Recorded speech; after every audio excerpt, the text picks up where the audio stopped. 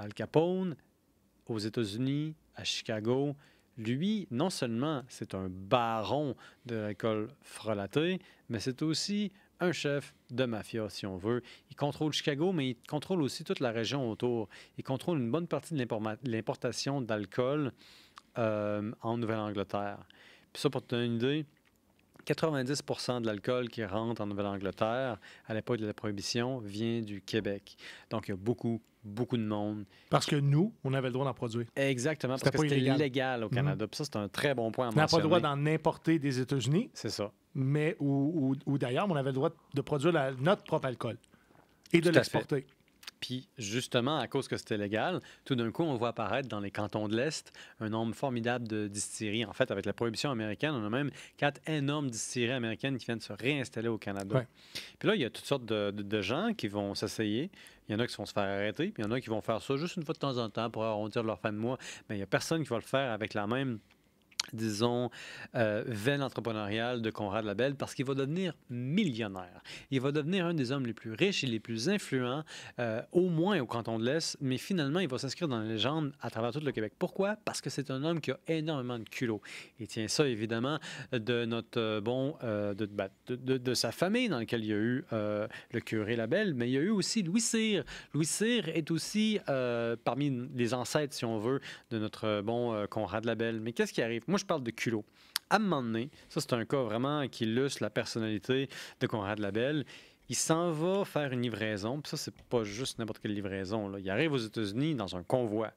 5 à 10 Buick ou des Cadillac chargés à ras-bord de spiritueux, de vin, d'alcool très fort et ou même parfois de bière, mais moins souvent.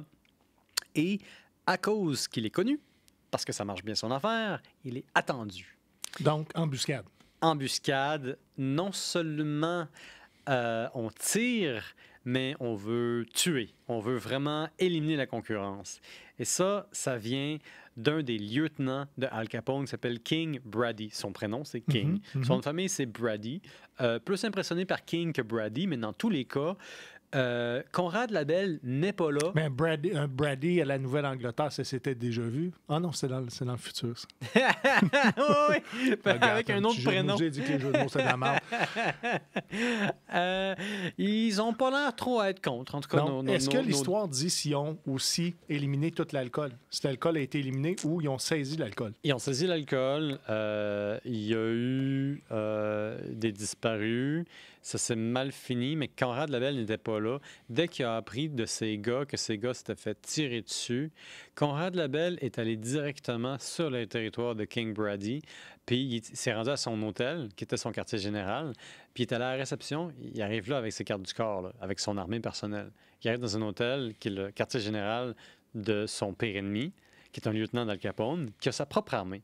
Il arrive à la réception et dit « Yo, King Brady, j'ai affaire à y parler. » Puis là, il s'en va à l'étage, il ouvre la porte, il y a King qui le regarde. « Qu'est-ce que tu fais là, toi? » Ça prenait du culot pour faire ça. Le gars vient d'avoir une belle tentative d'assassinat contre lui.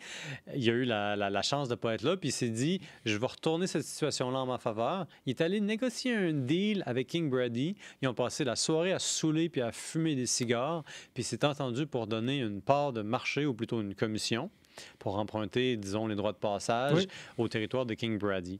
Puis ça l'a mis directement en lien de confiance avec le chef de King Brady, qui était Al Capone.